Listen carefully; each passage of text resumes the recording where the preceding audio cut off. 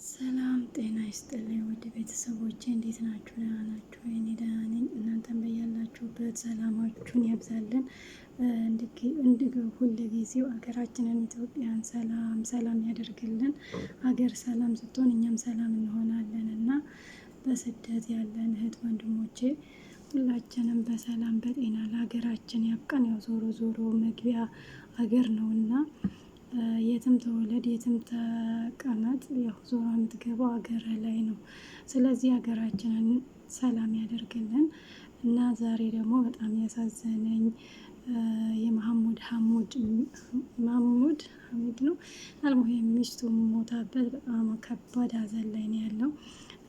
ለምን እኔን አላስቀደመችኝም? ያው እንግዲህ ሁላችንም የምንጠራበት ጊዜ የተለያየ ነው። ምንም ብንዋደድ ምንም ብንከባበር ምንም ብንስማማ ያው የሁላችንም ቀን የተለያየ ስለሆነ ማንንም ማስቀደምም ሆነ ማስከተል እኛ በስልጣናችን አንችልም። ያው እንግዲህ ባለቤቱም እስካሁን ድረስ ኖራ አሁን ላይ ደግሞ እንግዲህ ወደ እውነተኛው ቤቷ ሄዳለች። ያው እሱም ደግሞ በቀኑ የሰው ልጅ ሁላችንም በቀናችን ካልሆነ እኛ ስላለን ለምን አልሆነም የምንለው ነገር የለም። ስለዚህ ያው እና ያው እንግዲህ ለእሳቸው መጽናናትን ይስጥልን። ለሞቱትም እንግዲህ ነፍስ ይማር ብለናል። ምክንያቱም ይሄ ጊዜያዊ ቤታችን ነው። ለጊዜው ነው የምንሮጠው፣ ለጊዜው ነው የምንደክመው። እውነተኛው ቤታችን እውነተኛው ማረፊያችን ያው እንግዲህ ወደ ሰማይ ነው። ስለዚህ ሁላችንም መልካም ስራ ሰርተን መልካም ነገር አድርገን ብንጠራ ጥሩ ነው። አሁን ላይ ግን መልካም ማድረግ ቀርቷል። ሰው ለሰው መተዛዘን ቀርቷል። እህት ለወንድሙ ክፋት ነው የምትመኘው፣ ወንድም ደግሞ ለእህቱ ክፋት ነው የሚመኘው። ስለዚህ አንዳንዴ መሞት ራሱ ሲያንሰን ነው የምለው። ምክንያቱም እንደ ስራችን ቢሆን እንደ ነገራችን ቢሆን የሰው ልጅ በጣም ከባድ ነው። በአሁን ሰዓት ላይ የምታምነው ሰው የለህም፣ የምታምነው ጓደኛ የለህም፣ የምታምነው እህት ወንድም የለህም። ሁሉም እኔ ልብለጥ እና እኔ በልጬ ልገኝ ስለሆነ የሚለው እንግዲህ ለሁላችንንም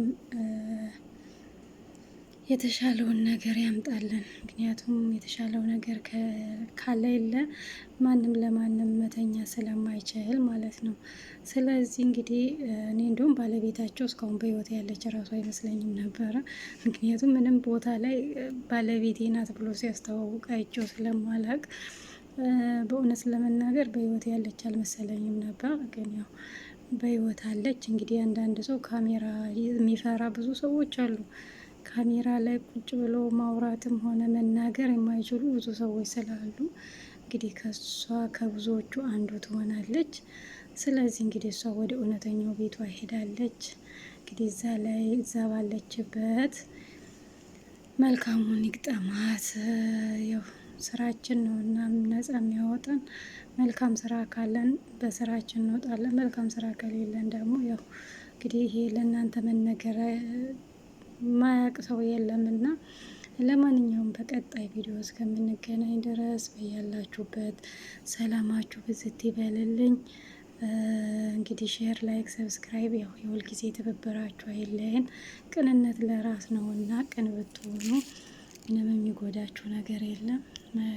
ቀጣይ ቪዲዮ እንገናኛለን ባይ